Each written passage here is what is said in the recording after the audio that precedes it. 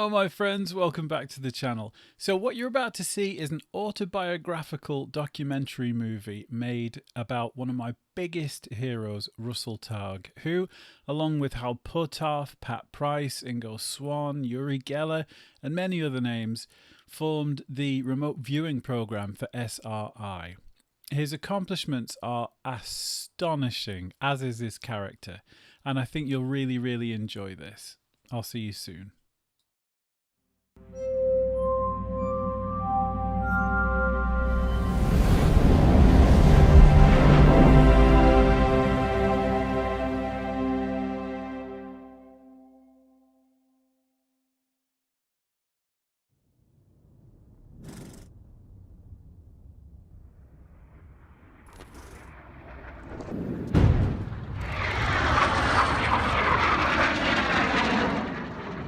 One time we had a small plane go down somewhere in Africa, and we were not able to find it by surveillance.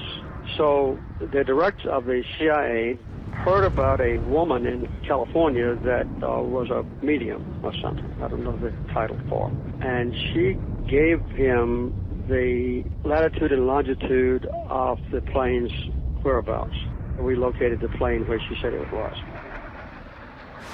And that's the only time that I have ever experienced something that was inexplicable while I was present.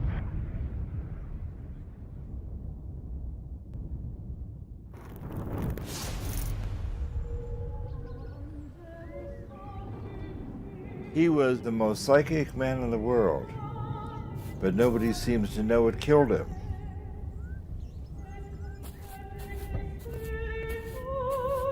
It began with Russell Targ. The physicist in the beret there appeared at my door with a box of documents.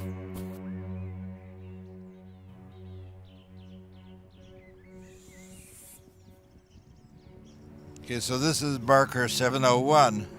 This is where the caretaker told me I should start. And I'm going to see what this is. This is marker 700. So indeed Pat's grave is entirely unmarked. I think he deserves better than that. This is probably my last opportunity to say goodbye to my good friend Pat.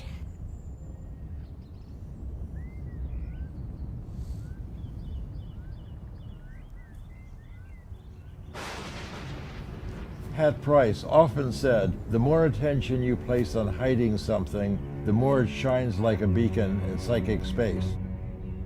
Pat Price died in 1975, and some people believe it was because of his work with remote viewing. Psychic spies, Cold War whimsy, or secret weapon. Some people may have certain psychic powers. This may reassure you, it may alarm you, but in fact, for some years now, the U.S. intelligence community has wagered a modest amount of money on the possibility that such powers do exist. Such powers do exist. But the most enduring experiments have been in the field of remote viewing. We got into it when we discovered that they were in it. We found that many individuals are able to accurately describe what's going on in distant locations, blocked from any kind of ordinary perception.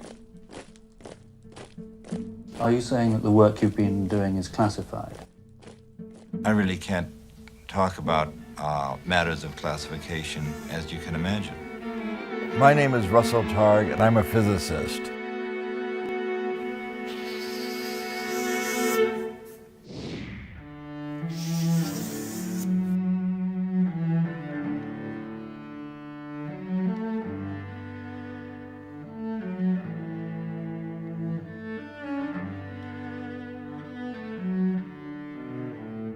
This is our last chance to tell our story.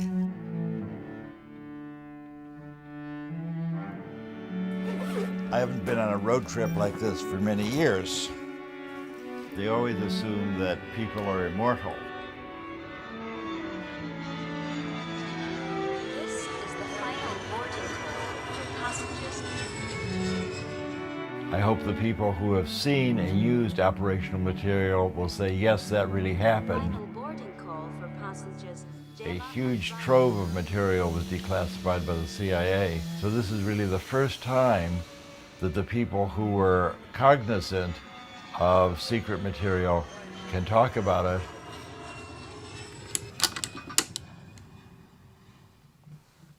At one time, humanity worshipped fire. The shamans called it magic, and the people feared it. And now science recognizes fire as simply another part of the natural world. Ideas change based on new evidence. But the fear of the unknown remains. The future, it all looms very large. What if psychic abilities were real? What if you could look anywhere, using only the power of your mind? And if these abilities really exist, what would that do to the world when it found out? With my second-hand turban and my crystal ball. The CIA financed a project in 1975 to develop a new kind of agent who could truly be called a spook. Dad, when you told me that you were interested in using classified materials, that you were eager to get them out, and you were, I was principally concerned for you. And our family, no doubt. No doubt. We received a letter from the CIA and said, sorry, not now, but later. I said, well, Nicholas, I'm just going to publish the book. And I just thought that what could be more important than to help my father, one, get the documents that he was seeking, but also to help make sure that he stayed out of jail. So that all seemed like a very worthwhile enterprise. Yeah, very good thinking. And I then contacted the congresswoman in Palo Alto, and she submitted a letter on your behalf as well. Oh, that's very nice. I didn't know that. Several months later, the CIA released the documents that we had requested, and you were able to tell me the story in full detail. If I taught you to expect a miracle, it's been worthwhile.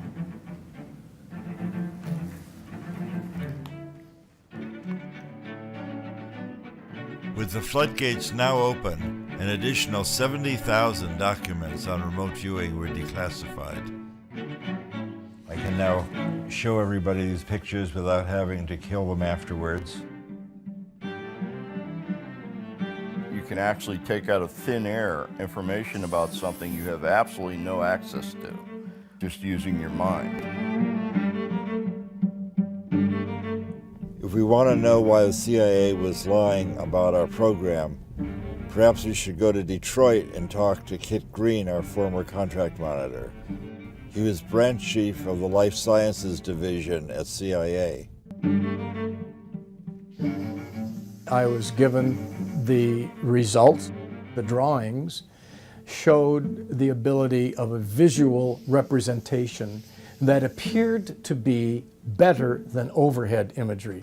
In Pat Price's drawings, it was as if it was from inside his brain that the information was coming, not from his eyeballs overhead looking down.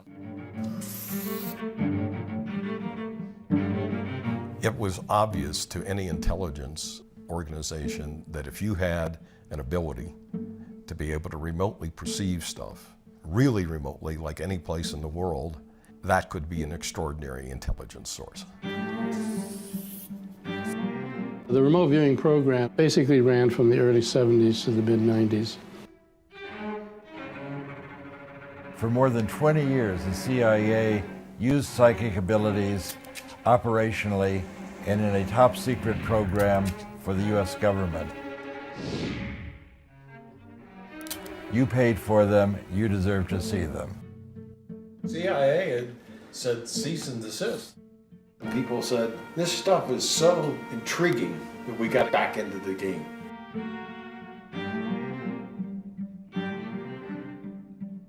We once found a guy that could see anywhere in the world through his psychic powers. We could show him a picture of any place and he could describe any activity going on there. But he died, and we haven't heard from him since. CIA Director Stansfield Turner, Chicago Tribune, August 1977. Because I believe when he died, he was out in Las Vegas or something, and And Kit Green rushed out there. Even though he died unattended in a hotel room, you don't need to make it a medical examiner case, although that's not correct. And he was taken to the emergency room, which I visited. Speaking now as a criminologist, I would have investigated the hell out of it.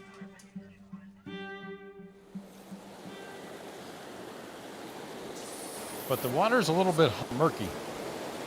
So I'm going to change to a bigger fly that they can see better. Oh, there we go. We got one. So what do you do with it after you catch it? Catch and release only. The cutthroats are now pretty endangered, so you can't keep them. Where the red is, it's like its throat's been cut. Yeah. Ken Kress was our long-term contract monitor at CIA. He was a physicist. Ken Kress became a mythic figure when he wrote a long paper in Annals of Intelligence describing our program, but he's never come forward. Kress had never been interviewed before this film, and every question we asked had to be submitted for vetting by the CIA. I was undercover. The fact that CIA was even doing anything with SRI was confidential information. So Sid Gottlieb looked around, came up with my name because I was a physicist, and he called me in and he said, well, I'd like you to take over this project. And he said, the reason is there's two physicists at SRI, and I think you three can probably communicate.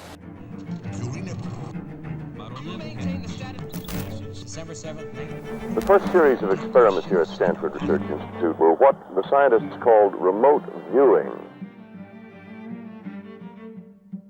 For example, here is a reenactment of one of the first experiments last year. The subject was a New York artist named Ingo Swann. He was in the room. The experimenters, Drs. Harold Putoff and Russell Targ, were driving away in a car.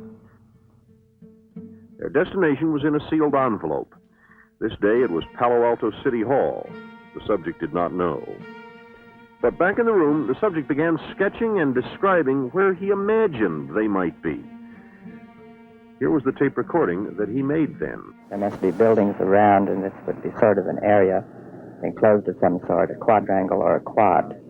And then I sort of felt that there might be a fountain around, but I didn't hear any water in it. There is a fountain. That day, it was turned off.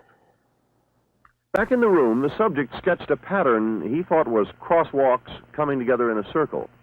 In fact, the courtyard is paved in this pattern. The courtyard where they were is 2 miles from the room where the subject was. There had been no communication between them. Somehow or another, Kit Green and Ingo got together, but Kit came up with a report, and he sent this back, circulating through CIA, and eventually got to Sid Gottlieb. Gottlieb was already predisposed to look at psychic phenomena from 10 years ago. As the CIA's sorcerer, Gottlieb attempted to raise assassination to an art form. Out of his labs had come many debilitating potions. We knew who Sid Gottlieb was, the director of the famous MK-Ultra program.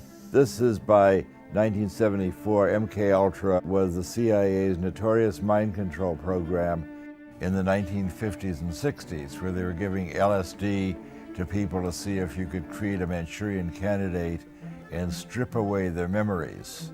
We considered him sort of the Joseph Mengele of the American side. Mengele, of course, was a notorious Nazi physician who did biological experiments on Jewish prisoners. Gottlieb was not doing that. Gottlieb, of course, is Jewish. He was just torturing other people, independent of race or religion.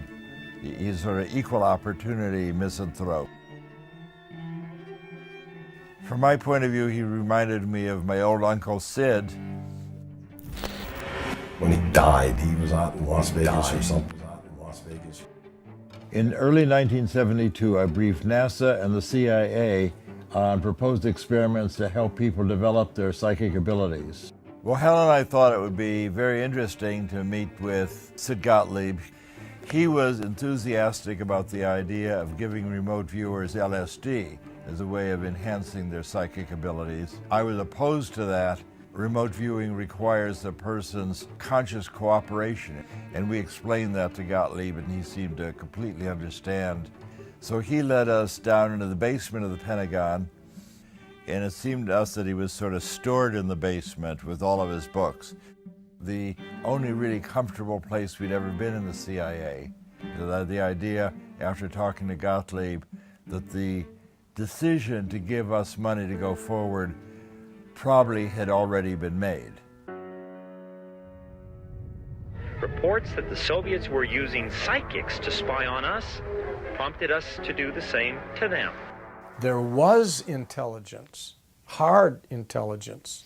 I mean, intelligence that was like really, really good. Internal program intelligence about what the Soviets were doing in medicine and psychology.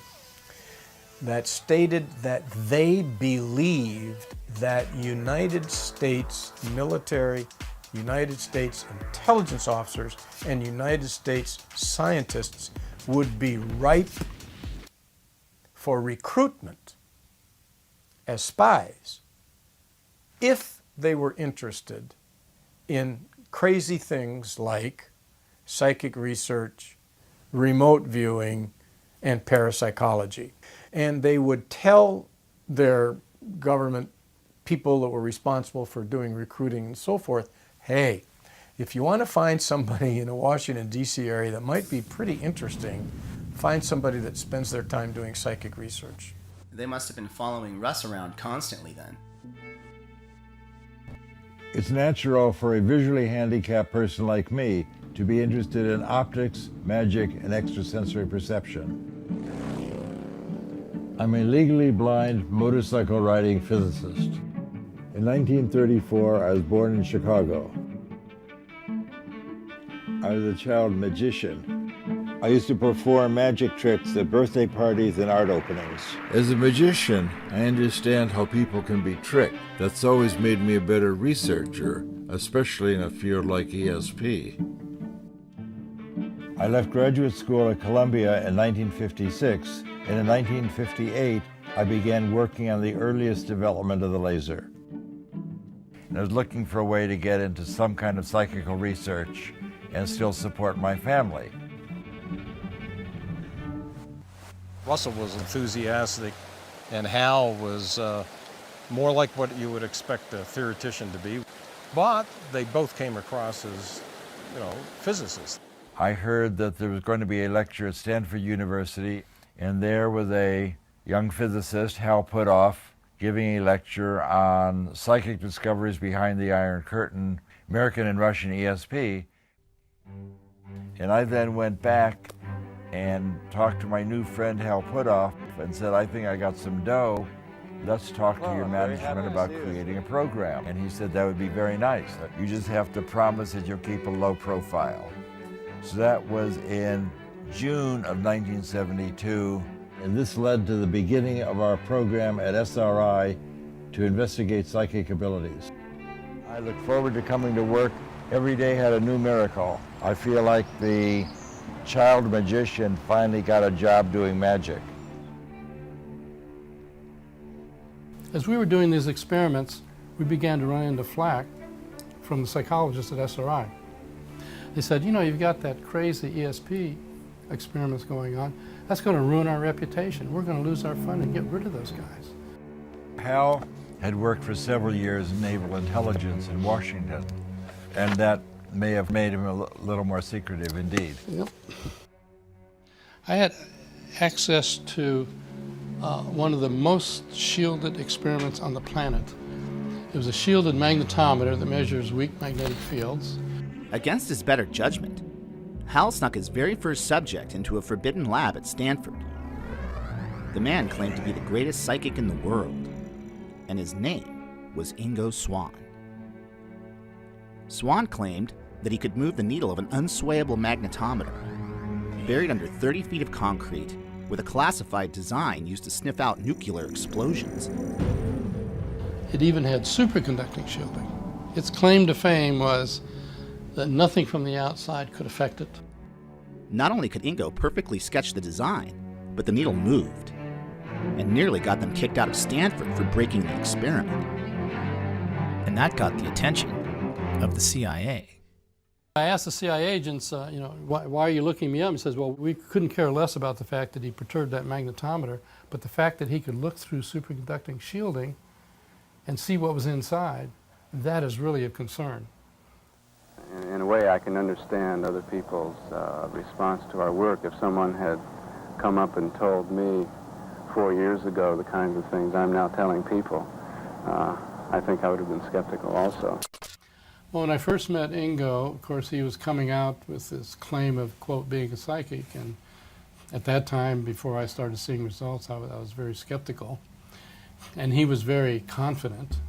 The psychic is a kind of remote sensing device, and that I think has a contribution to make to both science and humanity. To understand Ingo, I think you have to see a creative, highly intelligent, deeply wounded man who found in remote viewing a pathway to the acclaim that he sought. We might do an experiment that looked like a really good outcome, and he would say, no, this is not so good, and he would come up with some loophole. And so he would say, look, if we take credit for an experiment and then someone can come along later and find some loophole or some false positive, then they'll reject it, and then even when we do good experiments, they'll reject it. He told me a story. He was a homosexual, which doesn't matter, I mean, who cares, but it mattered to him because he told me a story which I've never forgotten of being beaten up by a bunch of boys who he liked and admired when he was a youth. And I think he wanted to be acknowledged. I've often recovered many of the thoughts about existence I had as a child. A major one of these was the separation of consciousness from the body, which was very real when I was a child. This kind of thing happens in art. I believe, and always have believed, and I've returned to it many times in my life, that I am not this body in terms of consciousness, and consciousness can go places where the body cannot. It was very important to him to be validated by SRI.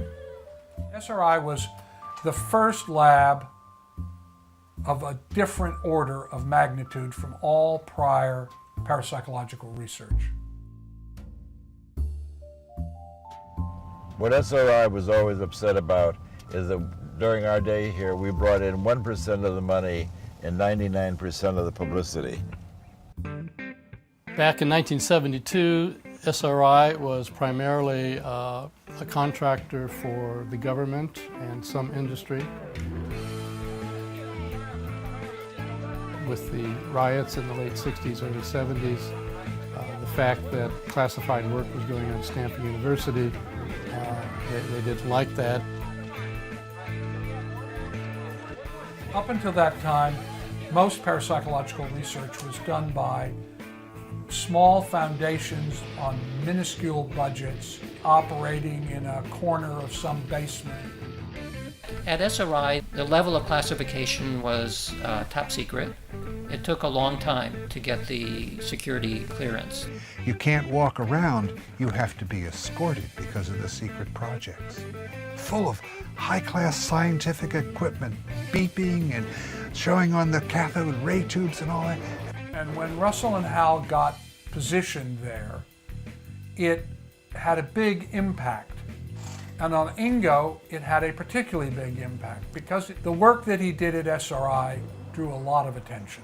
To be in that kind of laboratory, they must be very important and really have a grasp of the truth. So you guys had a psychological procedure, the in the neighborhood thing, as it were, that was fantastic, and I think that's partially why you got such damn good results. And all of them succeeded in remote viewing. Drs. Puthoff and Targ do not know how. And so maybe one of the most important things about the work done here is that it has been published in one of the most conservative and prestigious scientific journals in the world, with this note: Few readers will finish without wondering for at least a moment if indeed ESP might be possible after all. What a difference that would make to us all. Jack Perkins, NBC News, Stanford Research Institute, California.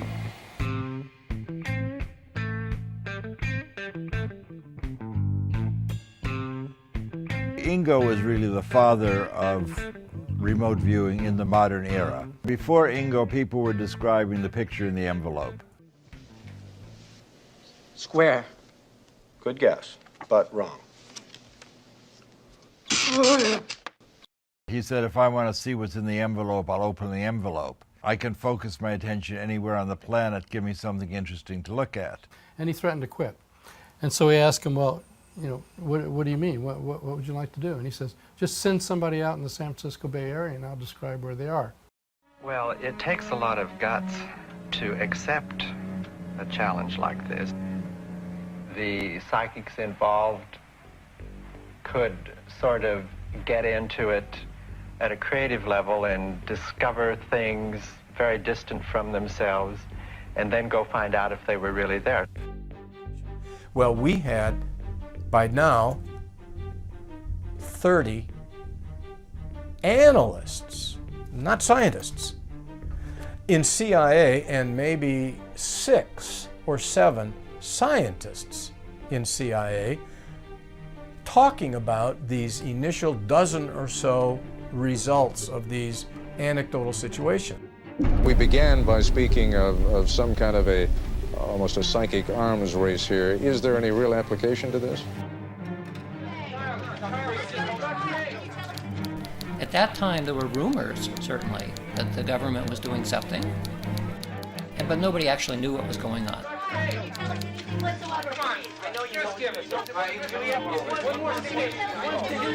Why are the intelligence communities chasing after this thing called remote viewing? What if there are no secrets? What's really going on here? They had to put resources on something that sounded crazy. That's what it was. And we would all talk about them and say, well, I know I didn't lie. I know you didn't lie. And we'd get polygraphed once in a while, and it became clear we weren't lying. That wasn't the issue. What's going on? These people from CIA were very concerned. They had one goal in mind, to prove that it was nonsense. Well, we've looked into your background. You've had these high security clearances. You've been polygraphed. We know we can trust you. The Russians have been spending millions of dollars over a decade at some of their best institutes investigating so-called ESP. No scientists in America even believe there's such a thing as ESP. In fact, it was because the Soviets had a completely materialistic viewpoint. Even in Lenin's writings, he said, since consciousness is an observable, it must be physical, and therefore physical things must have consciousness. And so he thought even atoms had some level of consciousness.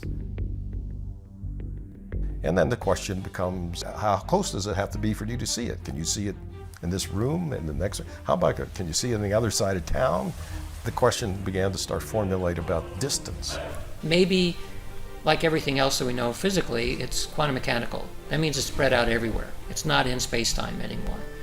So that's exactly the same way that I can focus on my name being spoke. There's something about attention that I can use in order to narrow in and pay attention to something. So if I want to pay attention to what's happening on Pluto a million years ago, I should be able to do that. That's kind of what the remote viewers do. I mean, Ingo Swann was looking at Jupiter 9 months before Voyager got there and correctly described rings that no astronomer had ever seen or even suspected. So how did he do that? Well, it suggests that the rings of Jupiter was in his head already. This becomes a very materialistic way of thinking about what's going on, but who cares? I mean, I'm interested in what the truth is. We don't know how to evaluate this. We don't know if it's a threat or what. Well, I would say the difference between the American scientific community and the Soviet is that at the highest levels in the Soviet scientific community, psychic research is taken seriously, and there's no doubt about it. And you claim in this country it is not? I would say in this country it's not, because people are worried about the so-called giggle potential. Our normal socialization, being a psychologist now, is that stuff like ESP is nonsense, it can't happen. So if somebody tells you to do it, they're asking something stupid. And they banged a telephone book size thing down on the table. Paraphysics R&D, Warsaw Pact, from the Defense Intelligence Agency. When I thumbed through that and saw all the work that was going on. So the CIA was tracking all of these people. Yeah, in this case it was DIA. Here is the report that I finally wrote that summarized everything we could find at that time. And it was called Key Intelligence Question Number 9. I labeled it paraphysics because I had to find a word that allowed us at the Foreign Technology Division to sense that there is a legitimate physics connection here. So let's just randomly, like a government support for parapsychics research. Paraphysics. Paraphysics. Returning with stories of official government support for such research. In fact, such support seems unquestioned by anyone. All of the Soviet centers, of course, are government funded. 1971. That's right.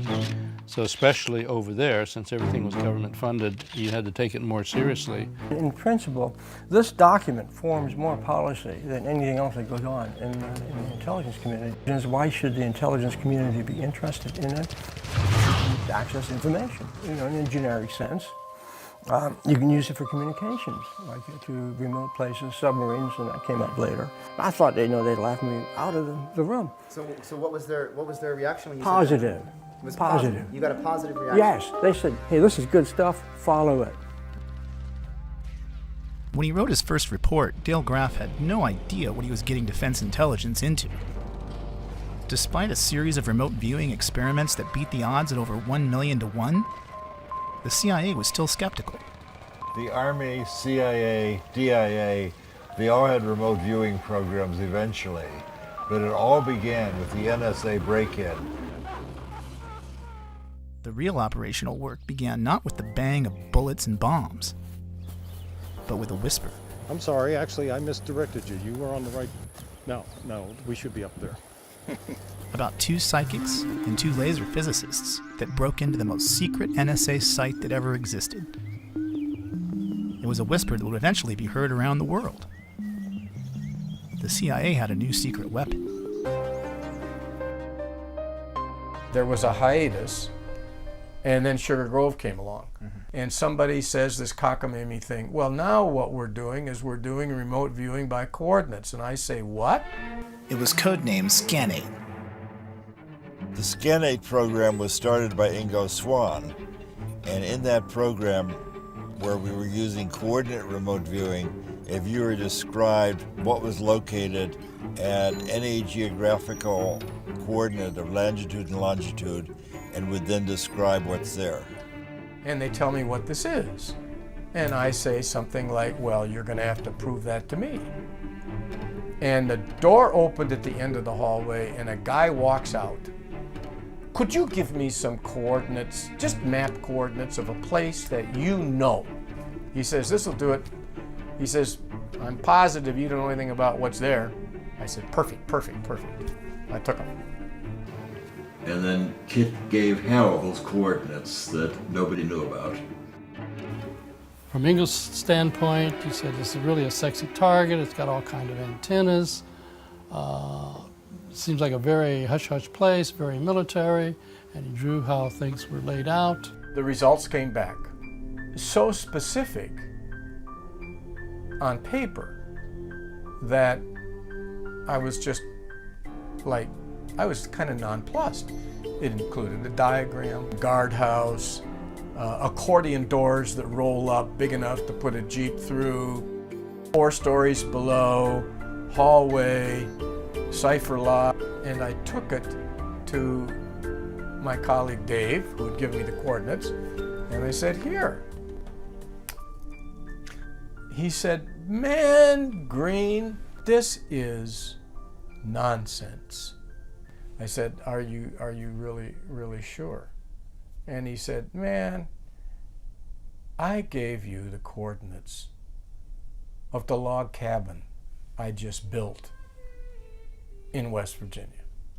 So I called up my colleagues and I gave them the results, and I'm sick of it. And just before I hung up, fellow I was talking to, who I can't name, but whose initials were Russ Targ, said, "That's really too bad. It's really too bad. Really too bad." The other guy found the same thing. Early in the SRI program, there had been some publicity, and Pat Price had read about it. That happened to be right when we had been asked to target on the West Virginia site. So it was over the telephone, saying, you know, I used to be maybe police commissioner or something like that in Burbank, and sometimes I would get intuitive flashes about some crime scene that we were working on, and it would turn out I would be right. Maybe I should be a subject. SRI comes up with Pat Price. He had a map on the over his desk, and he had a bunch of pins on the map of the world, and their pins were all stuck in the ocean. And I asked him, I said, "Pat, what are all those pins? They're just scattered all around." He said, "Oh, I'm following all the nuclear submarines in the world, and I move the pins around when I relocate them." For an intelligence officer, I mean, this would be one of the most fundamental breakthroughs in naval intelligence if you could follow all the submarines in the world. Pat Price was brought in independently to describe the same target location and went on to read documents hidden in the vault 3 floors below the surface. I said, "That's really interesting." Okay, yeah, okay, I'll talk. What did you say?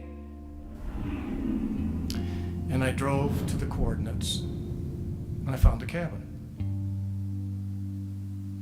100 meters down the road, I found a dirt road from the cabin.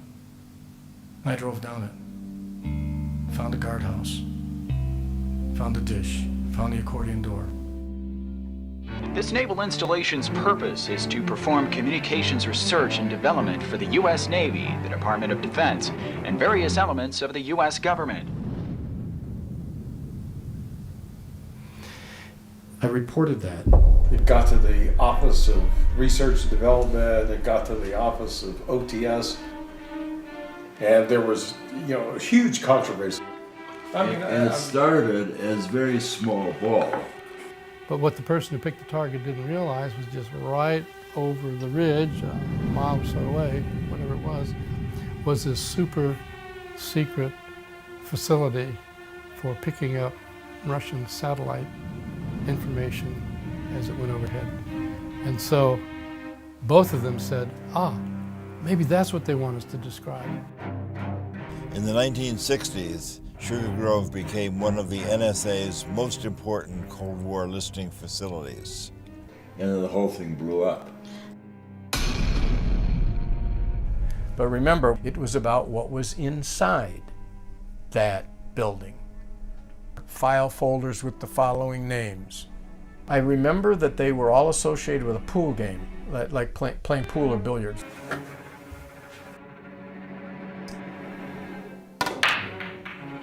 Filing cabinet on the north wall labeled Operation Pool Cue.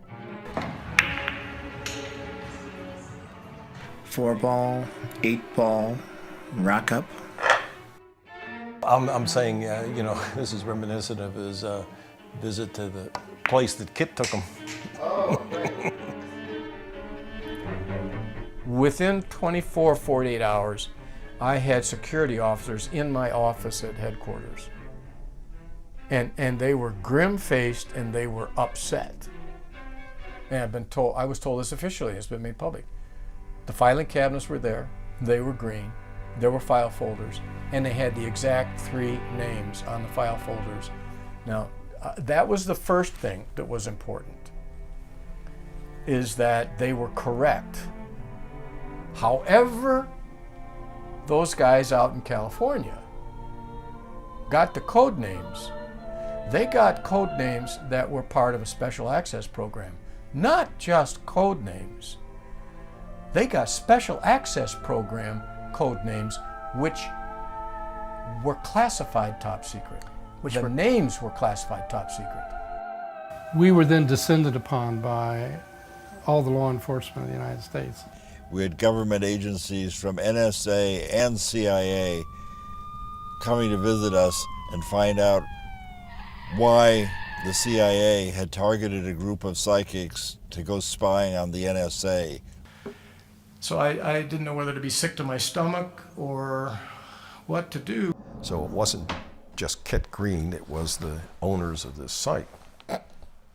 And you know, some of it, like some of the names that I told you, turned out to be accurate. And so, you know, the first concern, a security leak. Somebody has let this information out. If I was director of intelligence or even the president, and I was briefed on what you just told me about those code words, I would think that this was either a propaganda thing, or I would think that there's a guy who could probably look inside a nuclear missile silo and give me the launch codes. And that guy is really important, and potentially dangerous. It's either a hoax, or it's real. I know. Now, if you're asking me where I sit, it's in the latter. You know, what really is going on here? Do we have a counterintelligence issue where people can do this sort of stuff against us? And of course, the other side of it is, hey, can we do it against somebody else? How would it be if we spent half of our time on operational targets for the CIA and half of our time doing research?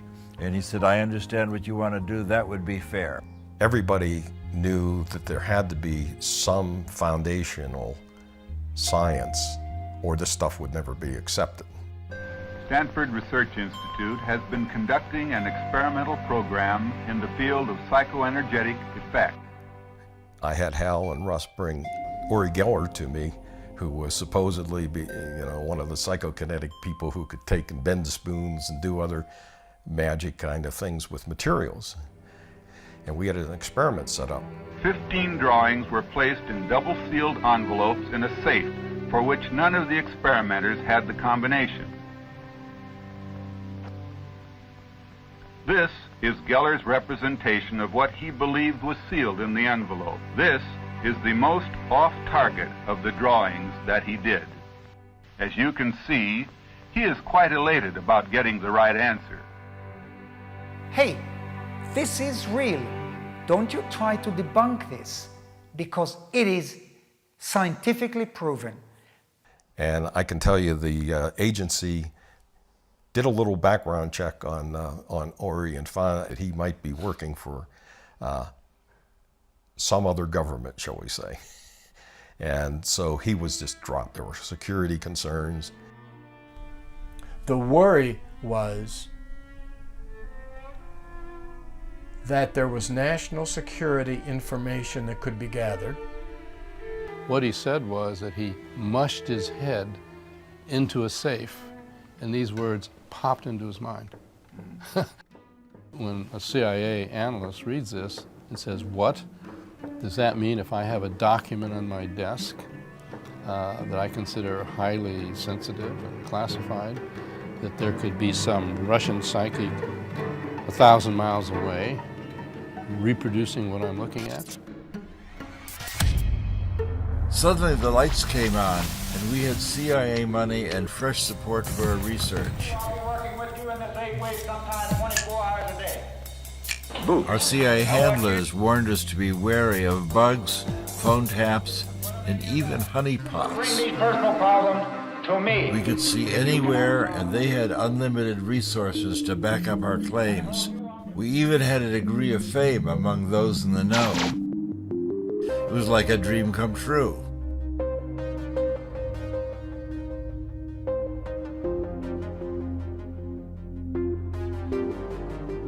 With new funding and assignments from the CIA, it seemed as if Hal and Russell could do no wrong. What kind of place do you experience them at? Attorney General from somewhere in Northern California came to us and said, would you help us with this case? She's been kidnapped. The heiress had been kidnapped from her Berkeley apartment. As we walked in, the police were very excited, and they said, we have a lot of questions we want to ask you. And Price said, let me show you how we do this. Let me see a mug book. And he put his finger on Donald DeVries and said, that's the ringleader. The Berkeley police said, we know who he is. He walked away from a minimum security prison a year ago. And he said, you know, this is not your regular kidnapping for money. This is some kind of political thing. And then she's photographed in robbing banks alongside with an AK-47 or something like that with the other crooks. I get this image of crosshairs, looking at crosshairs. Well, getting closer, it's more like an intersection. He told us where the car that they had kidnapped her in had been left. Across the freeway are two large white gas storage tanks. And one of the detectives said, well, I know where that is. So the policemen went out and they actually found the car where he said. And we went to a shack they thought might be a hideout. I had the experience of the detective handing me his sidearm and said, you know how to fire a pistol? And I said, I happen to own an automatic. Yes, I do. So he didn't realize that he handing Mr. Magoo an automatic so that I could cover his back. Handsome walking stick. This was the assignment outside my job description. Continental flavor. We were basically detectives on the case, on the street, boots on the ground, so to speak. Problem was that the Berkeley police did not cooperate with the Alameda Sheriff's Department, the county sheriff, and neither of them were cooperating with the FBI. It was only after the entire thing was resolved we found out that that indeed was the area where she was being kept, and the layout in the apartment was as he described, and in fact she was being kept in the closet. And we got a formal commendation from the Berkeley Police Department. Unfortunately, a lot of people got killed in the meantime. They attracted not only fans in law enforcement. The CIA had gotten hold of Soviet documents in which our names were in there as targets to be tracked and to be turned if possible. That's as I said, well, then we have to take this whole thing very seriously. And I began to feel frightened. This felt like a penetrating into a dangerous area. When he died, he was out in Las Vegas. Medical circumstances would admit to a coronary and would admit to what he said he was suffering from, which was poisoning. Particularly, he said, a food poisoning. Later on, somebody said, well, you know, the KGB did him in. And I said, oh yeah, I've heard these rumors. You know, I have no reason to believe that. This appears to have been a state-sponsored assassination attempt. Statement of the Prime Minister. But now, 8 days on, Theresa May came to the Commons. In her hands, one of the most remarkable statements she's delivered as Prime Minister. It is now clear that Mr. Skripal and his daughter were poisoned with a military-grade nerve agent of a type developed by Russia. This is part of a group of nerve agents known as Novichok. It causes suffocation and heart failure. I said, what do you mean? And he said, well, there was a TV program recently, I mean, this was a decade later, where they were interviewing an ex-KGB agent who had been involved with an assassination squad. And the interviewer had asked him, you know, what do you do? How do you carry out assassination? If we had somebody who was a target, we'd find out what their medical profile was, and then we would do something that would cause that medical condition to go south quickly, and then it'd just be assumed it was a medical event, and that way we would be, you know, wouldn't be found out. And so the interviewer, I'm told, I haven't seen this program yet, I haven't been able to find it. The interviewer said, well, did you ever actually use that approach? And they said, yeah, once on a psychic who worked for the CIA. Our husbands and wives. They really do, for instance, have a Soviet experiment in remote strangulation. Larissa Velenskaya was put in charge of monitoring SRI's ESP work from Moscow. Kamensky was in Moscow and Nikolai was in Leningrad. Kamensky imagined that he tried to strangle Nikolai. Nikolai was unaware at all. He felt that he couldn't breathe. He was on the edge of unconscious state. And suddenly everything disappeared just because Kamensky in Moscow stopped transmit this image. I do solemnly swear and will, to the best of my ability, preserve, protect, and defend the Constitution of the United States. So help me God. I got frustrated as I realized I may be trapped in our own success. Everything was now a secret. I couldn't even tell my family. Our phones might be The tapped. only thing secret about this program, what is it with the secret program? But we weren't publishing anything. We went to the CIA handlers and we said, look, you've got to let us publish some of these experiments. Everyone's beginning to say, well, gee, maybe it's a secret program. So anyway, we got their permission to put together a series of our Bay Area remote viewing experiments and publish them. They wouldn't let us publish the hot stuff, and they didn't care about the bigger implications of our work. Maybe I had made a deal with the devil. I said, have them go back and get some more. Well, the obvious thing was to do something on the operational side. So I started searching around for a project that would have some impact. It was a research facility. That was all that we were going to tell them. So this was our very first #1 Soviet site. Pat Price was the remote viewer in this case. The CIA people came and just gave us coordinates and said, you know, look here. And so he leans back in his chair, puts his glasses on, and I'm looking at him and I'm saying to myself, why does he put his glasses? He said, I put my glasses on because I can see better remotely when I have my glasses on. And I'm sitting there thinking, yeah, okay. We sat down with our coffee and I said, here's the target, Pat. What do you see? Next morning, they came back with a sketch. And we showed him the picture. So I go over and I say, well, I've got this science fiction fantasy crane. Well, we looked at that and, were quite frankly astounded at the similarities. And he unrolled a big picture of an R&D facility, and right in the middle of this facility was a photograph of a giant gantry crane. So the sketch on the left is what Price produced, and this one is the one that is derived from the from the sketch from the photographic image. He said, oh, this was a huge crane. He said, I saw somebody walk by and the guy only came up to the axle or something on the wheels, or up to the top of the wheels. Pat, what do you see about underground? He said one of the big things they're doing here is making these 60-foot spheres out of steel. They're actually 58 feet. What I was told was the analysts of Semipalatinsk did not know about the gores. They finally rolled out a 60-foot diameter steel sphere that's part of a containment vessel for a particle beam weapon to shoot down American surveillance satellites. Exactly what Price described.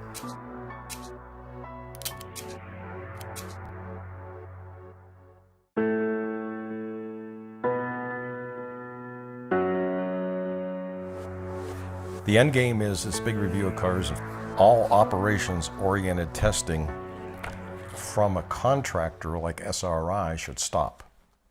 So in other words, CIA's decision was because of security concerns, they were going to cut out SRI and work with Pat directly. So they did so. The CIA moved Pat Price to a farm in the outskirts of Washington. He was doing day-to-day spying for the CIA. We've broken into some foreign embassies in foreign countries, and we bugged them. And we have the operational files. So what we did is we got Pat Price, and we brought one of the people who had made this entry into the room with Pat. So we gave him a photograph of the outside of the building, but the goal of those operational people was to find the code room of the embassy and basically bug it. So they needed to get in the embassy, find it, place a bug, and get out before the guards opened up the next morning. He supposedly located the physical place in the embassy that was the code room area. So, according to the operations guy, yeah, he found the place and they should use him again. He was inside the code room.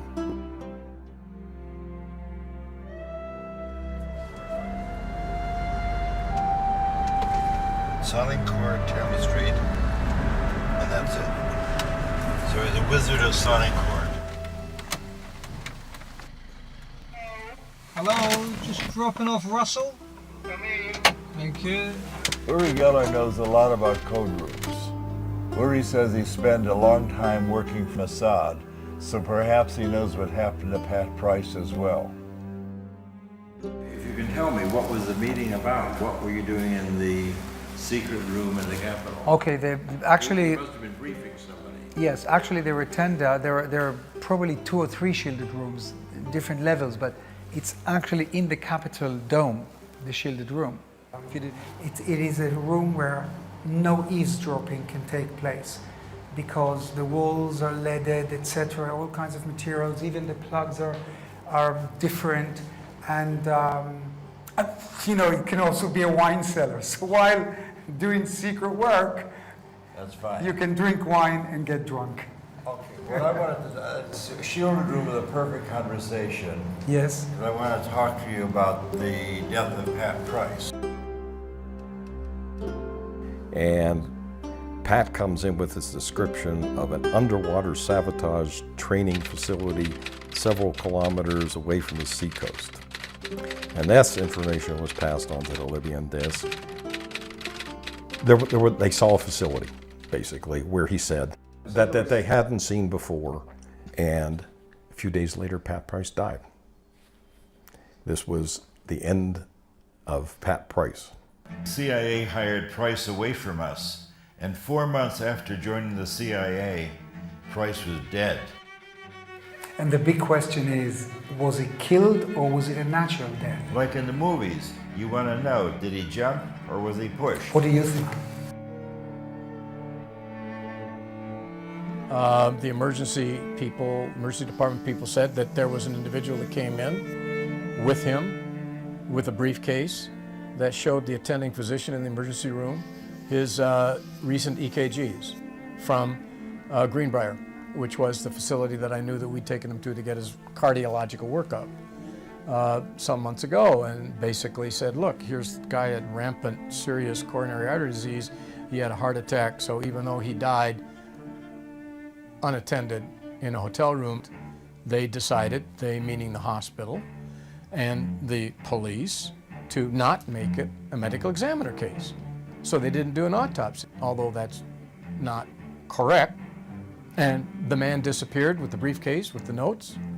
They never took any records of it. Body was removed and cremated. And then they called his wife. Yeah, wow.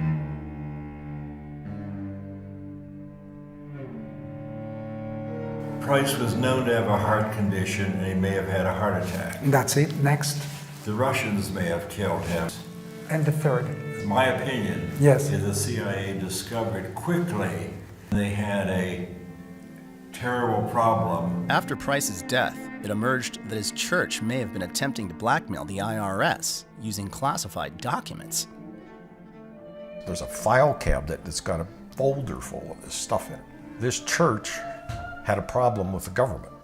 He would go back to his church officials and immediately give them a debriefing of everything that he said and everything that I said. Here, the guy who was walking on water was a traitor. I do not think he was a spy for his church. You know, I was shocked and devastated because I had no idea about this. If he walks into the president's office and reads a nuclear code, if it turns out that Superman is a double agent, what do you do? If he didn't understand and misinterpreted what it was that he could tell his confessor in his church, I forgive him that. That's not Pat's fault. Knowing intelligence, knowing what's happening around the world, and having worked for certain, agencies, I know a little more about this story. That's exactly why I wanted to talk to you. People who are so valuable are never taken out. They tempt them with amazing circumstantial or monies, dwellings, houses to work for them. They will never. This is like killing the goose that lays golden eggs. Devices which would have enabled the CIA to use this poison for killing people. Does this pistol fire the dart? Yes, it does, Mr. Chairman, and a special one was developed which potentially would be able to enter the target without perception. Well, the CIA had a heart attack gun that was revealed. Okay, now, the CIA is not in the business of killing people. Well, they were in the business of making a very complicated killing machine. And they got in a lot of trouble for that. I saw Pat shortly before he was killed. He was coming to see us. Yes. But before he left, he called several of his friends to say goodbye in an odd way. So, in short, he predicted his own death. And he purchased a $1 million term life insurance to give to his wife Ann at the airport. You see, I didn't know that. Interesting. And he's changed his trip to visit his son in Salt Lake. Maybe he had a psychic feeling that he was about to die. He must have been one of the greatest psychics in the world. Yes. Some Army remote viewers tasked themselves on Price's death years later and decided he was still alive and at work. Of course, this was just speculation. It was entirely unmarked. He deserves better than that.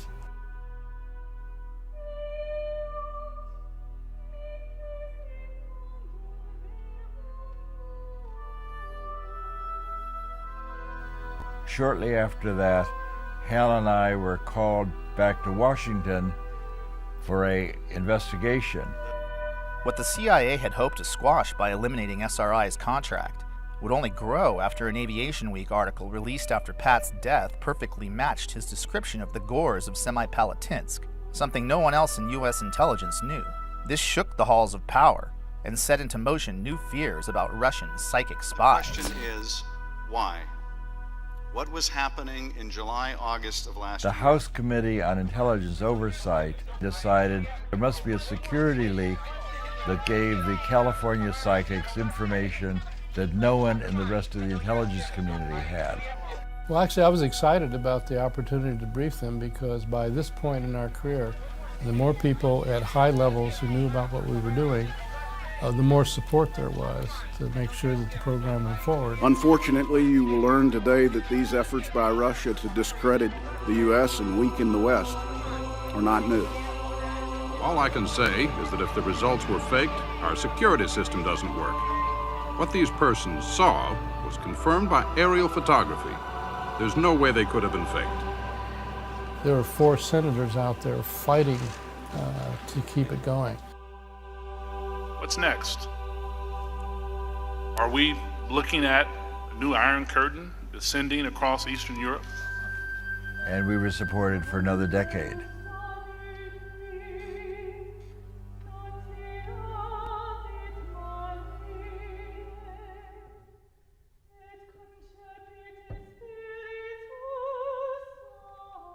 One physicist said, there was no point in teaching physics anymore because we'd learned all there was to know. And now we look back and realize that what we thought we knew was the tiniest fragment.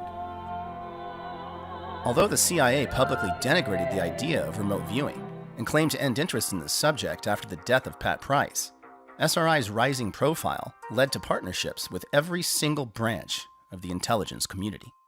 Defense Intelligence Agency took on a contract with the U.S. Army in 1978. It begins.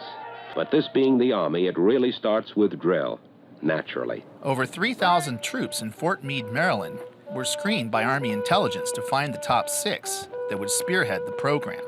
That first day in the company. These were grunts, regular guys. Vietnam vets picked because they had a knack for avoiding landmines. and the CIA didn't like it. It caused leaks. The most decorated was Remote Viewer 001. Chief Warrant Officer Joe McMonagle. The Stanford Art Museum was Joe McMonagle's first ever remote viewing. We then did 5 more trials with him. Altogether, we did 36 trials with the 6 Army volunteers. Out of the 36 trials, these officers were able to get 19 first-place matches, where one would expect only 6 by chance. The odds of such an excellent result is better than 1 in a million.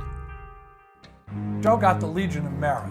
That is a very big deal. It is the second highest non-combatant award that the military gives. He has done more live-to-tape remote viewings than anybody else alive. He lives at the top of the mountain, where every great prophet lives. He was the first to speak out when parts of the program were publicly outed in 1995 and subsequently denigrated by the CIA.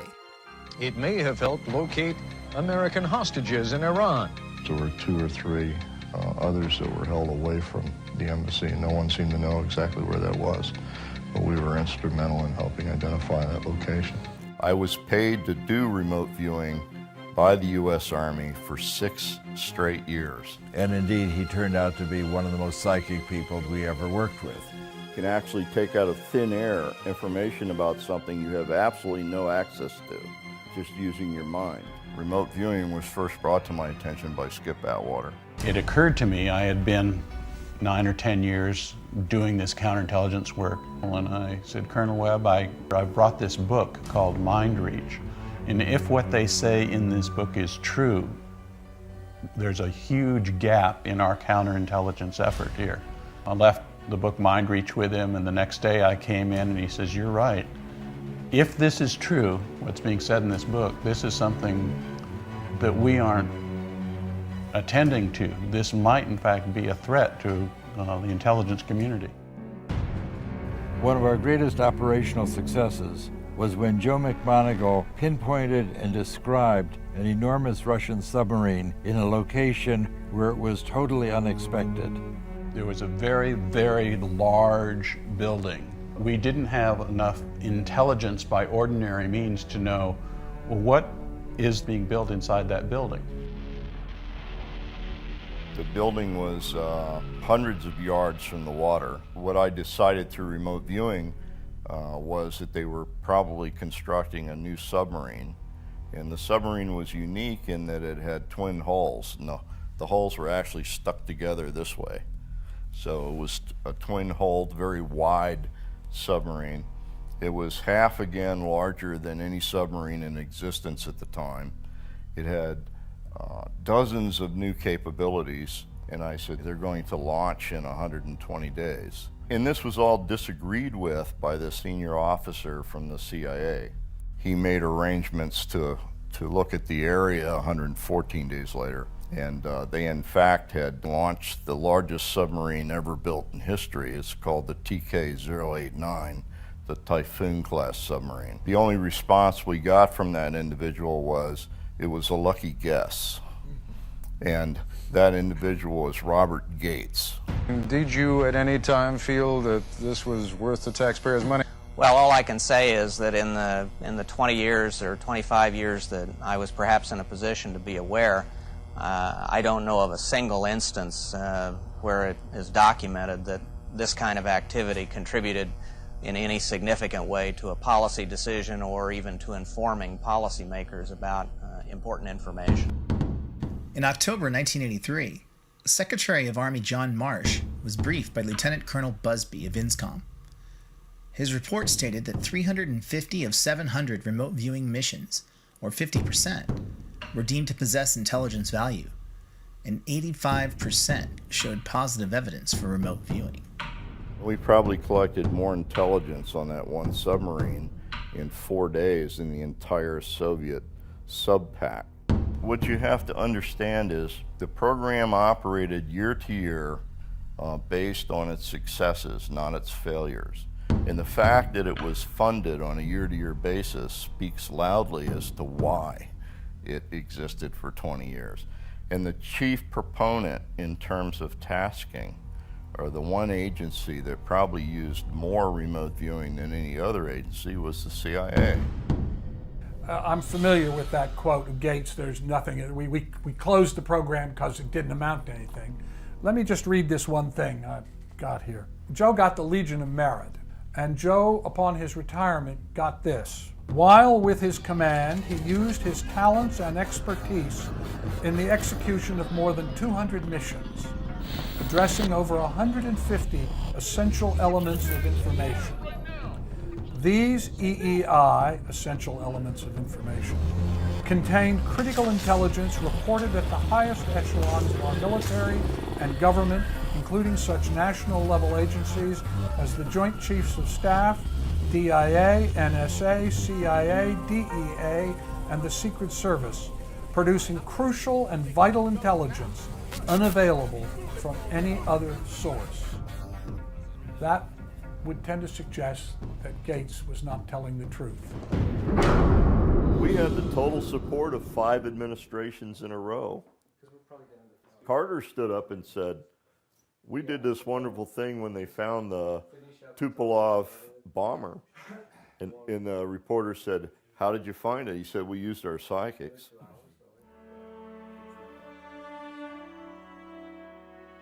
We're on our way to see President Carter and talk with him about our mission to find a downed Russian bomber in Zaire. We helped him pull that Soviet bomber out of the jungle before the Soviets could find it. Let's see if he'll acknowledge that, as he did in his recent autobiography. One time we had a small plane go down somewhere in Africa, and we needed very much to find out where that plane had crashed. And we were not able to find it by surveillance. So the director of the CIA heard about a woman in California that was a medium or something. I don't know the title for. And she gave him the latitude and longitude of the plane's whereabouts. We located the plane where she said it was. Now, that's the only time that I have ever experienced something that was inexplicable while I was present. One evening I'm called into the office. I was working late. I said, we understand that you have some people that can find things. I said, yeah, I have the SRI contract. There are people on staff there. So they said, well, this is really a top secret, burn before reading kind of project. Here's a picture of an airplane that's missing, and how can we get into Africa and get to the airplane before the Soviets get there? It was a defector. He just took the airplane south until he thought it ran out of fuel, and he punched out, and the airplane kept going. But it still had fuel. Now that's why they couldn't find it. It wasn't there. I said, well, that's because you're looking in the wrong place. Look over here. Because by this time, an entire intelligence community was involved. She drew this. So I took the sketch. This is a sketch. And I handed it to the search team. And so I'm looking at this huge map. And it's 200 miles this way, 200 miles down. So she looks at that map and goes up to the map and says, well, over here, here's where it is. The X, where the pin went into the map. And they sent a helicopter out to investigate the area. And shortly after they landed, a native comes out of the jungle carrying a piece of metal. And it turned out it was from the airplane that crashed and was within about a mile of where it was, where the actual site was. All the information was in the field before the airplane was found. And the CIA did a special check on that to make sure, and so did NSA, to make sure that my story did hold water. The information was there before we knew where it was. The woman who drew the sketch, referenced by Dale and President Carter, was an Air Force officer. She and an SRI remote viewer, also crucial to the case's success, have never come forward. The research out of SRI showed that remote viewing had no predictable scientific limits, or even theories to explain it. As the team racked up success after success, higher and higher up the chain of command, the question was asked, how can any of this even be possible? you know, I said, well, we've done this remote viewing experiment, and the results are very significant. He said, one of those guys is blind, and the other one's crazy. Now, the perfect team for examining psychic abilities. That's what I thought. Oh, boy. There's, of course, no way to deal with people who don't want to know. A storm starts brewing, and we get a new director of Office of Research and Development. He could not accept the reality of paranormal activity. He said he knew that this was not real. And a guy in the back of the room jumped up and said, I know what this is. Somebody's taking notes to see which of us are gullible. Well, whoever's taking notes, I want you to know, I'm not buying any of this. And he marched out. A week later, I came back and I said, did you evaluate it? Can you tell me what you thought about it? And he said, no, I didn't evaluate it. And he said, I'm not going to. And I said, what? We're fundamentalists. There may be something to it, but it may be demonic. We don't have anything to do with this. You are working with people who are in league with the devil, and you're part of the Antichrist movement. And I picked up the data and walked out. And deniers who think there is no consciousness beyond our skulls are a powerful force in American society. Are anti-science because they do not respect or accept facts. They are people whose worldview is based on faith of a very particular kind and belief in dogma.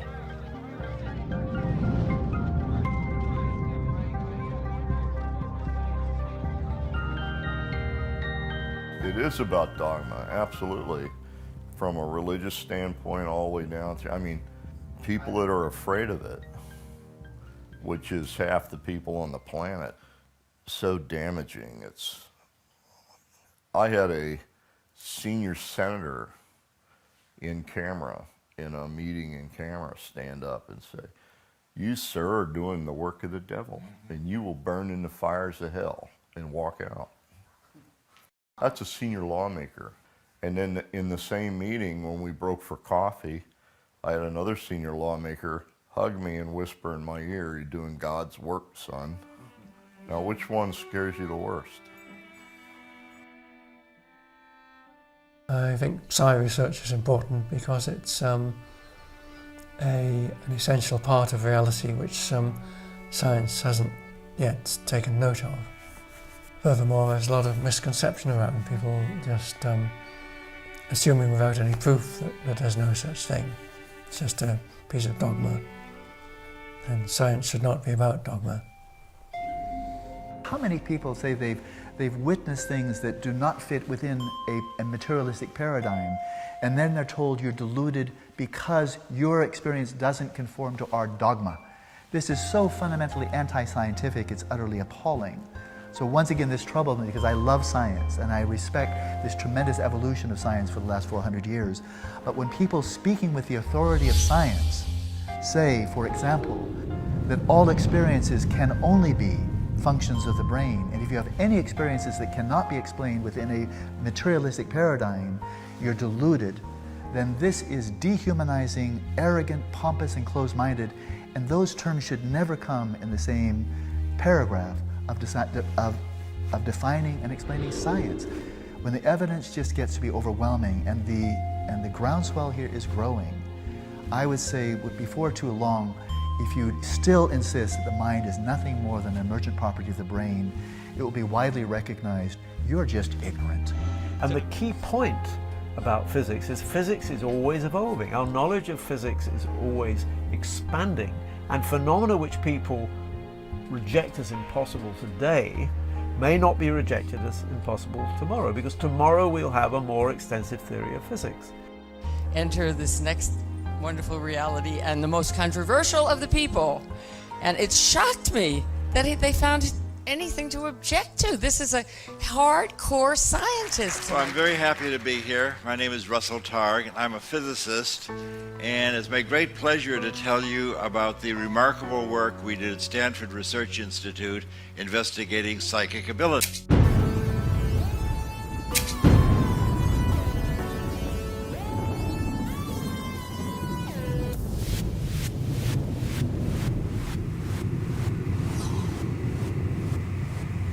had a small Wikipedia biographical page. This described that I was born in Chicago, went to Columbia, worked with Hal Puthoff on the pseudoscience called remote viewing. So we had a chance for fish and chips and a cup of tea. We must be in England finally. That's right. There's a time when I was ill and I didn't want my biography to be that one-dimensional. So I wrote in that I had been a pioneer in the development of the laser and published many, many papers in lasers. And the Wikipedia masters kept erasing all my laser papers. They said to me, if people are not interested in your laser work, we just want to know about your work with the pseudoscience. And I said, well, most of my life has been spent with lasers. And they wouldn't allow me to do that. They banned me from Wikipedia. And finally, I got the help of Brian Josephson. And it was only through Josephson's intercession that I got to bring my biography up to speed. Do you think that consciousness is built into quantum theory? This, of course, is extremely heretical.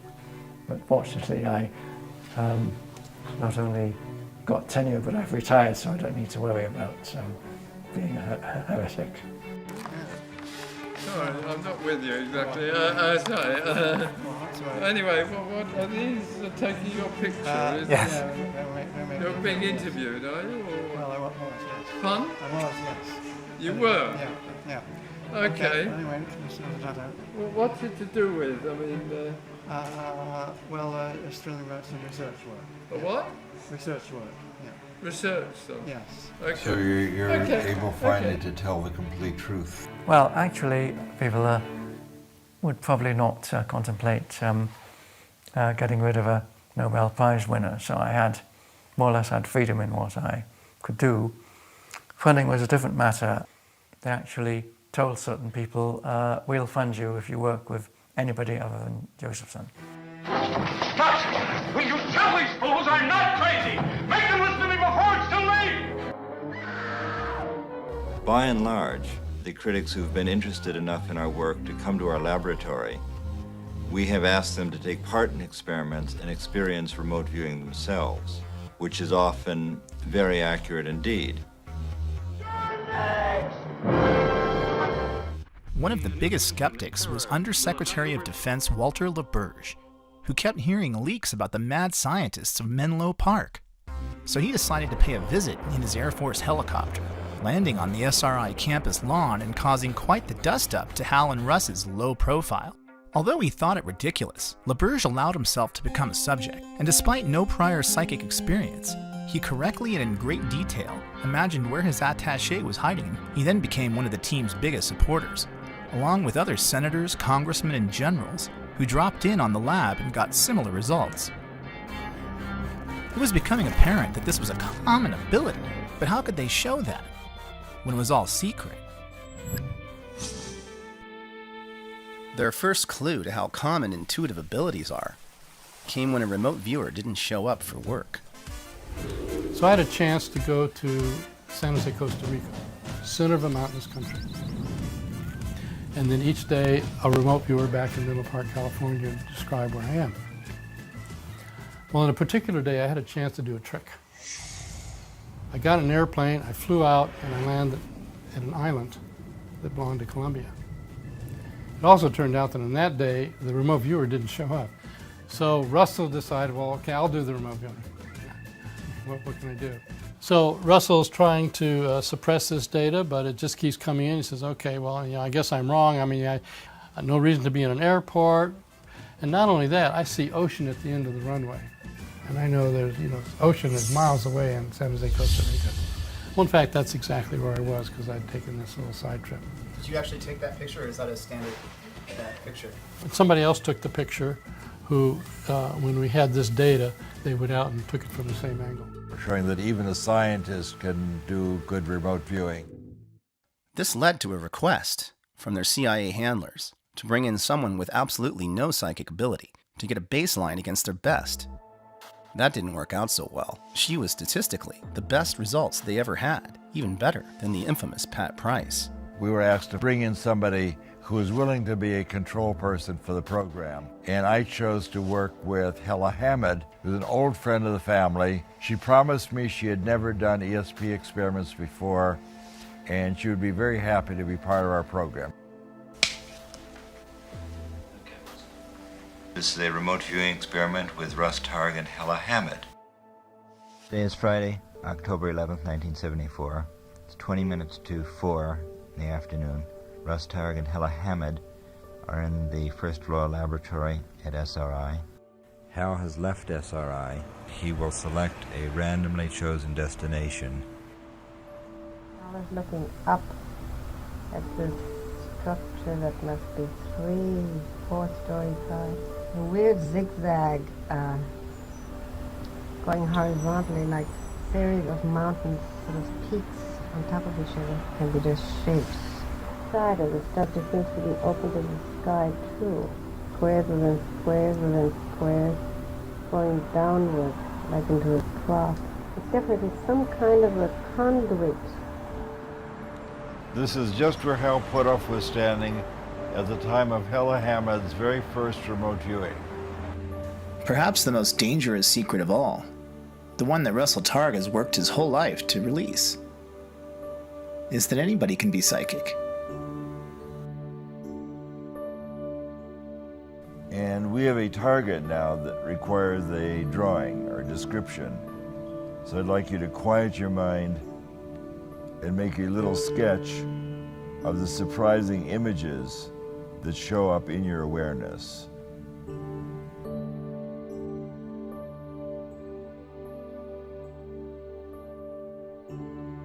want to get on paper the shape and the form pertaining to Paul's location. You have Paul and Cynthia in a bright green dress, located at some interesting place.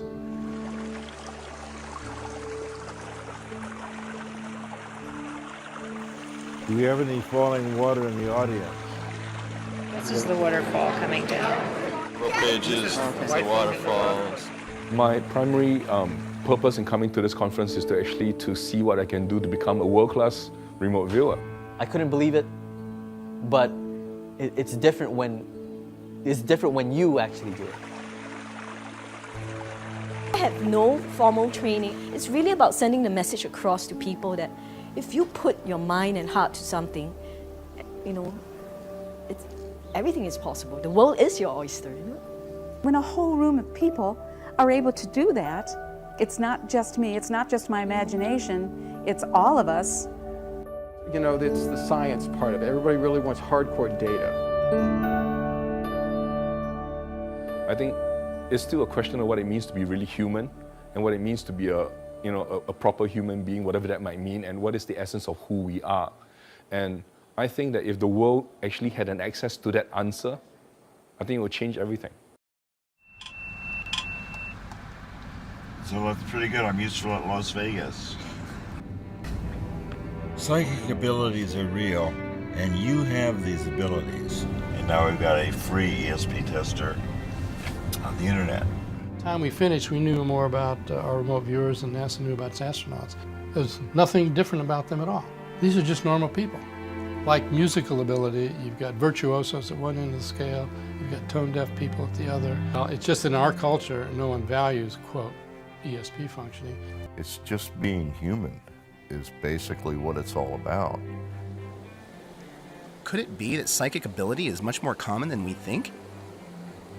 Even internal agents at CIA back in 1975 were secretly doing it, according to original program manager Ken Kress.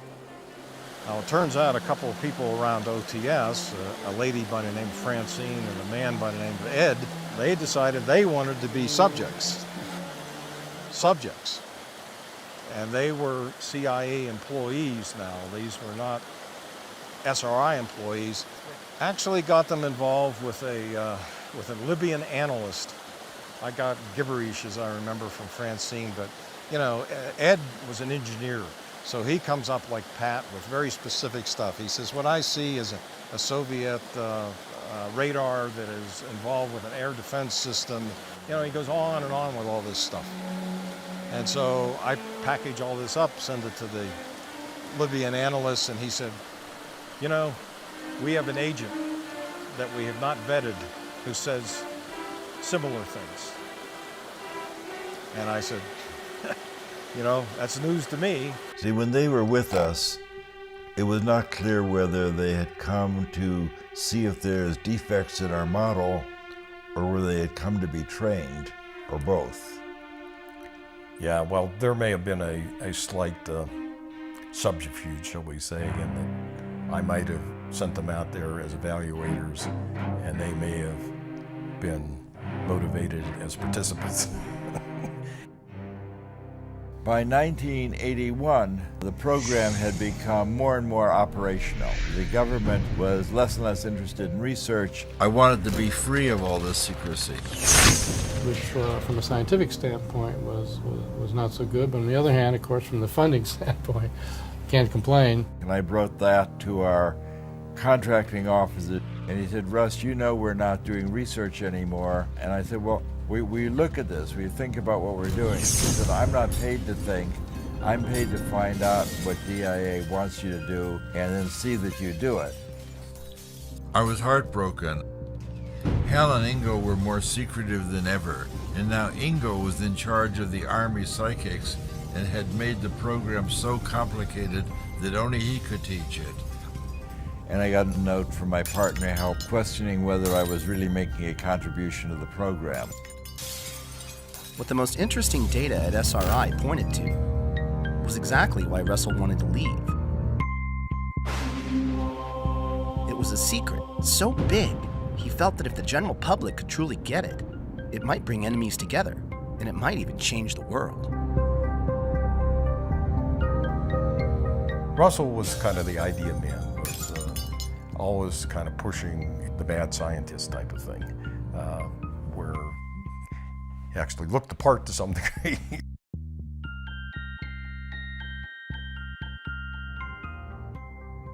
When I decided to leave, this was in 1985, we had dozens of psychics and lots of laboratories and people out there as consultants and so on. And I ended up spending all my time not doing research, but handling personnel issues and funding issues and writing grants and proposals. And I'd get up in the morning and say, well, you know, actually I could be getting back to research. Mr. Gorbachev, tear down this wall. I say no more secrets. SRI's intelligence work with psychics would go on for another decade, mostly unnoticed, until one of their greatest covert triumphs became their most infamous leak. Remember Jimmy Carter's telling of finding the downed Russian bomber in the Congo? In 1995, President Carter recounted that during a talk to Emory University, accidentally outing our top secret program to CNN. Students submitted questions on numerous topics, both serious and lighthearted, and as always, President Carter answered them all. The release of that information contributed to the end of the remote viewing program at SRI.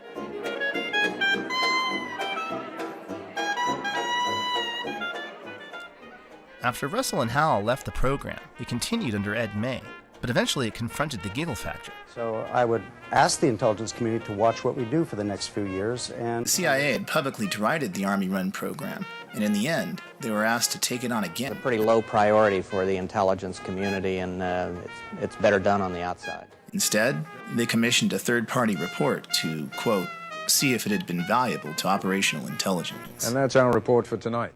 So, what do all these stories add up to? Well, the two experts commissioned by the CIA report disagree. First, there's psychologist Ray Hyman from the University of Oregon. My considered judgment, if someone pushed me hard right now, I have to say the odds are 99 to 1 that there's nothing to remote viewing. I think remote viewing has been demonstrated over the 20 years of work that's been sponsored by the government. Ed May was very upset at the way the AIR report was done. He was very upset that they did not look at the operational remote viewing and that they did not allow us to talk to the operational remote viewers. I think he was quite disappointed that they narrowed the focus so much so that really it might have been a predetermined conclusion that they wanted to kill the program. I think that anybody who says we haven't proven it yet hasn't really looked at the data. I think, frankly, people don't want to look at the data. They have their worldviews. They don't want those worldviews rocked. I think anybody who looks at it with a real open mind would be convinced. I became 100% certain that it was real acquisition of information. I became 100% certain that it had potentially real intelligence significance. And I became 100% certain that it never would. Why?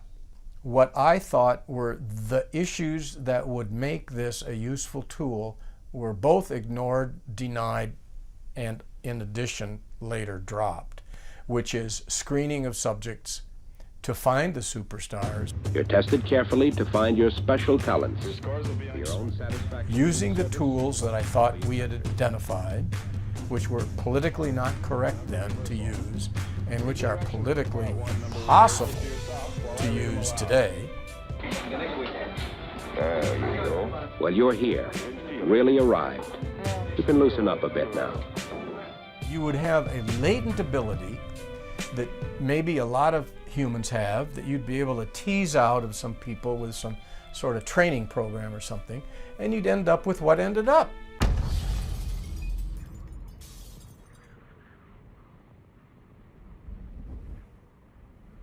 After we did our report, a few months later, maybe a year later, I received a phone call from somebody who worked high up in the government, and he wanted to know if this was for real. And I said, I stand by what I wrote in the report. And he said, well, I'm going to see if I can get access to the operational work. He called me back and he said he got access to it, none of the boxes had been opened. Jessica's the president of the American Statistical Society, and she says by the numbers, remote viewing has a higher efficacy than aspirin. What was the CIA trying so hard to hide that they wouldn't even allow their best data to be seen? And why did the CIA dislike those regular Joe Army guys so much? We had the total support of 5 administrations in a row. 5 straight administrations supported us, Russell. Privately.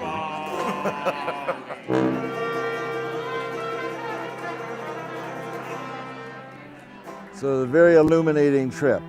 You never know who your friends are. Since I was told by the DCI the project was over, that was it. It was over.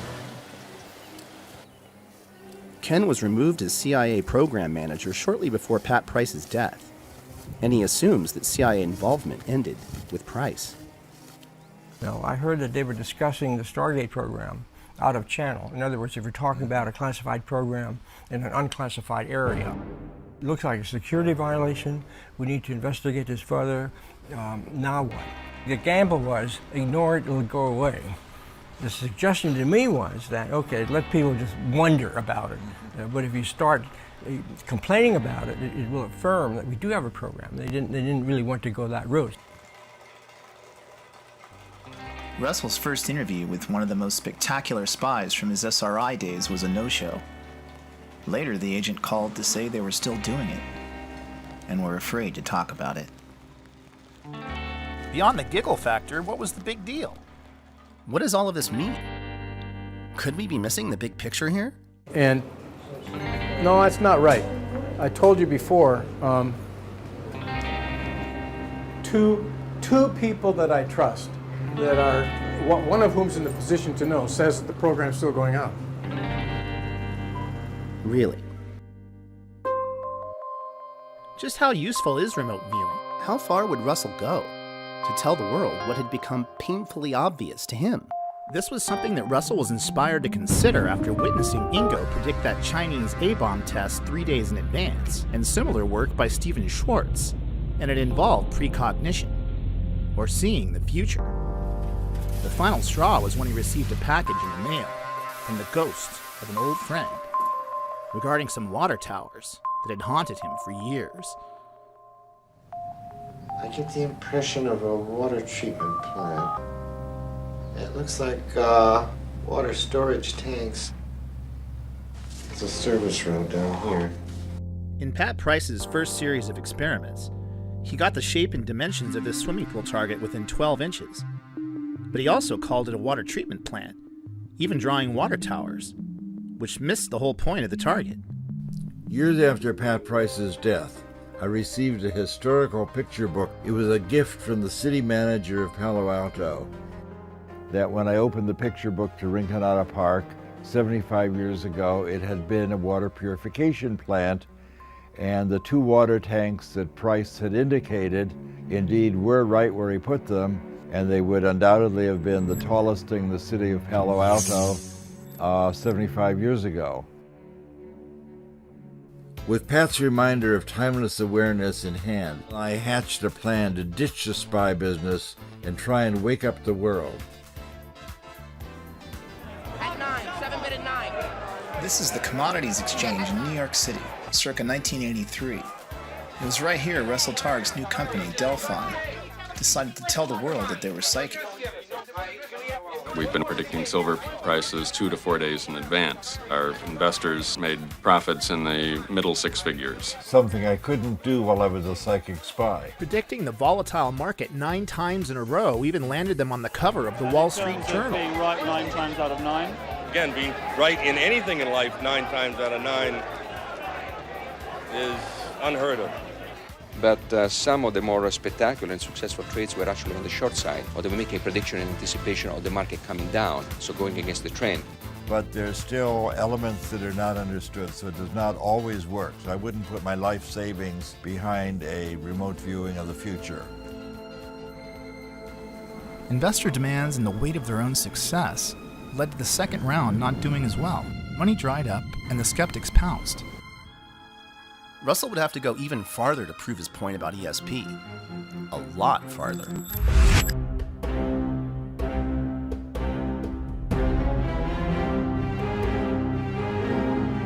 When they first invited me to come, and their letter to me said, please come to the Soviet Union so we can exchange propaganda. I didn't have a big concern about that. I trusted Russell. He went through the process of asking permission. I assumed that. I'm actually quite confident of that, because had he not done so, he would be in jail.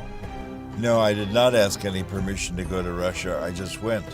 Of course, they can't reveal secret information, and I declared my independence and left. They said, is there anything you'd like to see as long as we're here? And I said, oh yes, I would like to have a peek at Brezhnev's office. I would just like to see where he sits. We were once targeted to describe Premier Brezhnev's office in the Kremlin with Hella Hamid, who was the control person initially. That's right. And indeed, it's just as she described it, this odd red leather door held in place by upholstery tack, the huge desk on the right, window on the left, and a door in the wall behind the desk. If we did not go downstairs into the computer room. When we were talking to the Soviet Academy of Sciences, for example, a physicist got up and said, it seems that if a experienced viewer can focus his or her attention anywhere on the planet, then it's not possible to hide anything anymore. Isn't that true? And the Russians in the audience were quite shocked with that. I could hear the teacups rattling.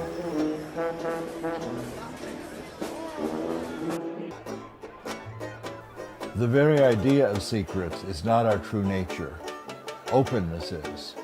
40 years ago, I stood in this exact place. I don't think anyone really expected Russian and American scientists to work together.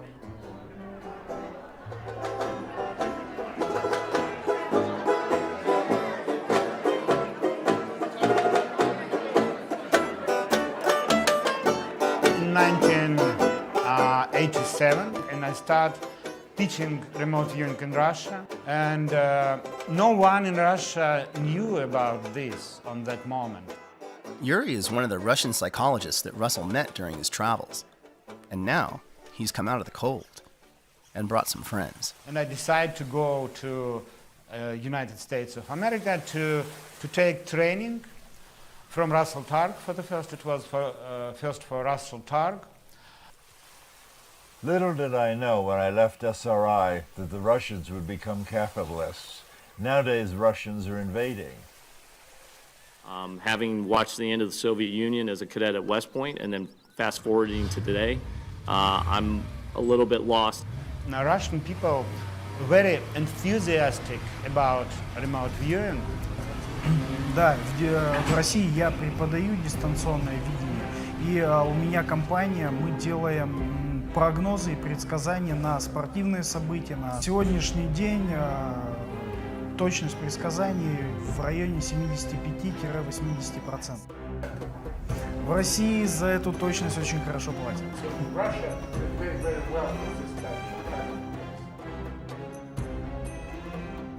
Remote viewing instructor Lori Williams has brought a group of 20 Russian doctors and engineers to Los Angeles to learn remote viewing for themselves. So the event she was asking about had already occurred. So the subconscious. I got a phone call from a man that with a strong Russian accent, and he was asking me if I would be willing to teach remote viewing to Russians. We are not remote viewing yet. And so when he called and said, why don't we do something in Los Angeles?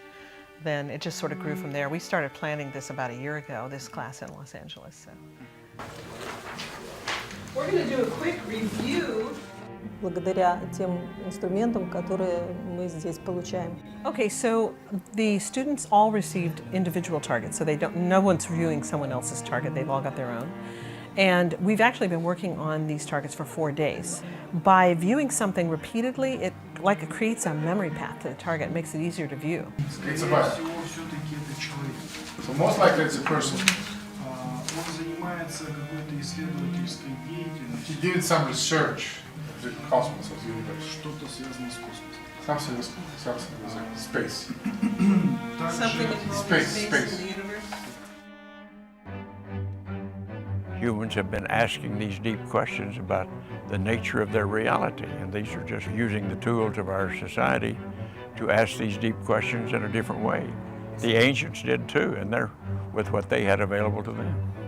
The scientific model has to change continuously to accommodate our knowledge, and if we're learning more, then we have to fit that into our bigger picture of understanding reality. And here's a sketch. Что-то транспорт. Да, это скетч. А потом пришло, как будто это Луна. No, then I thought that it's moon. Then he thought it was the moon.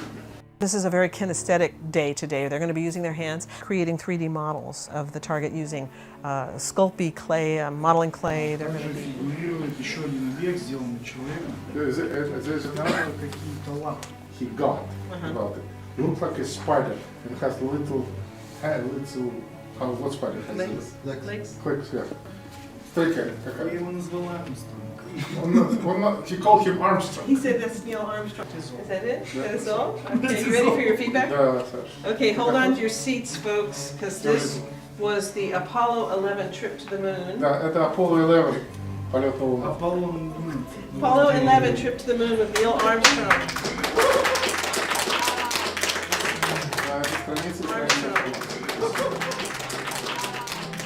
Now that's truly what we refer to as a holy shit moment.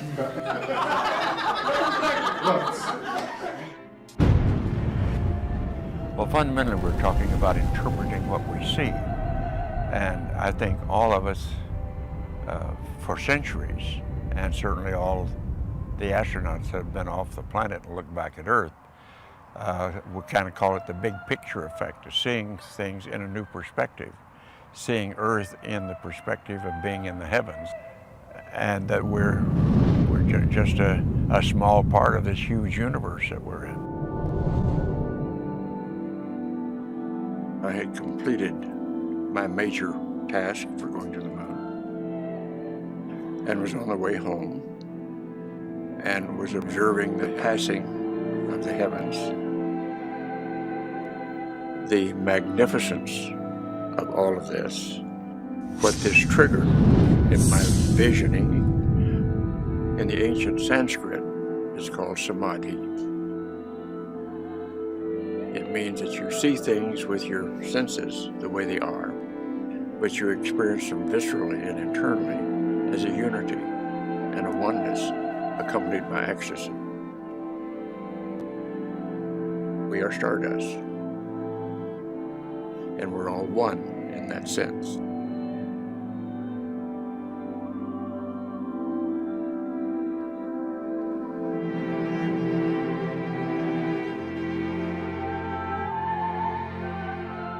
In other words, instead of just serving self, what it tends to help you do is to realize you're a part of a larger reality and to serve that larger reality in a proper way.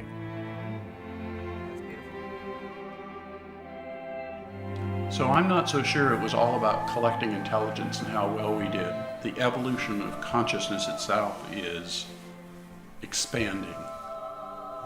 Consciousness itself can evolve, and I believe that's probably towards what I call empathy.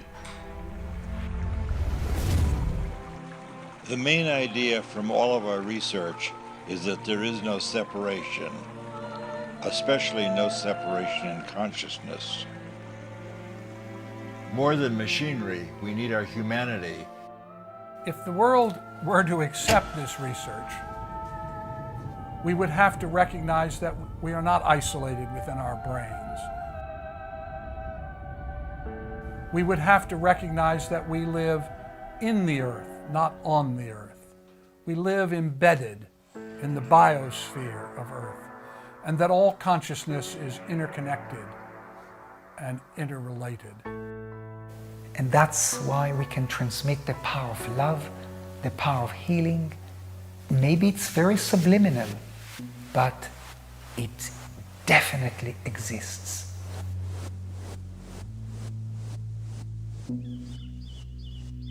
I came across this and said, you know, there's a lot of people who think you're nuts, but you know, hang on, and maybe you're not.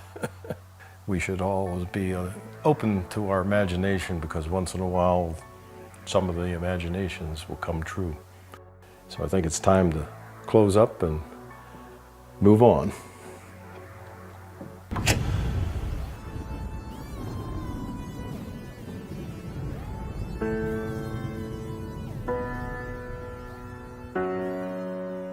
So Hella returned to Los Angeles to resume her life as a professional photographer. She died of cancer in 1992. But not before she uncovered the lost temple of Alexandria, Egypt, with Stephen Schwartz and the Egyptian government. They placed the first stake within 12 inches of where it had been buried for thousands of years, and put the skeptics to rest, at least for that day. She was given no information beyond the general hilltop location. Things are going to change because science is changing. Ingo took the closure of the Army program hard and went into seclusion. We reconnected in later years and had a chance to talk about old times. I'm going to talk about the future because I think that we're far too much trapped in the past.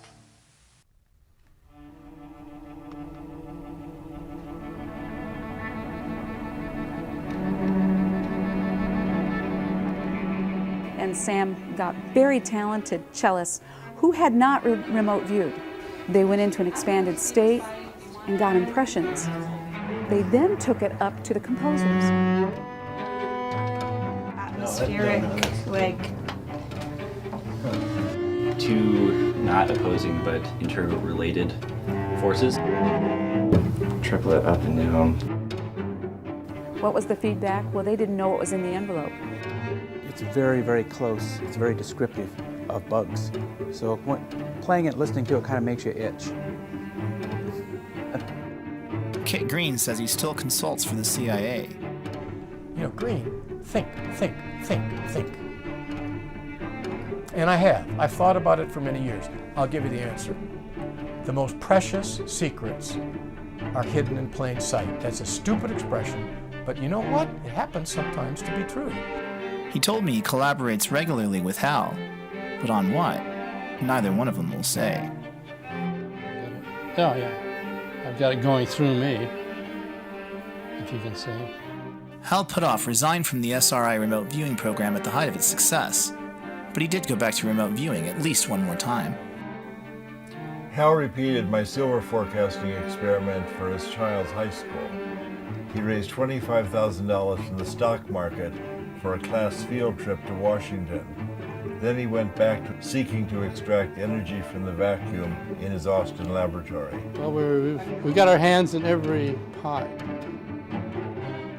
It turns out that Kit and Hal really were collaborating. Kit brought Hal into a top-secret Pentagon UFO assessment program, revealed in December 2017 by the New York Times. Oh, and Hal says they've recovered UFO debris. But that's another story. Pat Price's grave in North Hollywood remains unmarked, and his death remains a mystery. And as for Russell Targ, he continues to tell his story, showing people just like you and me all around the world that we're all psychic.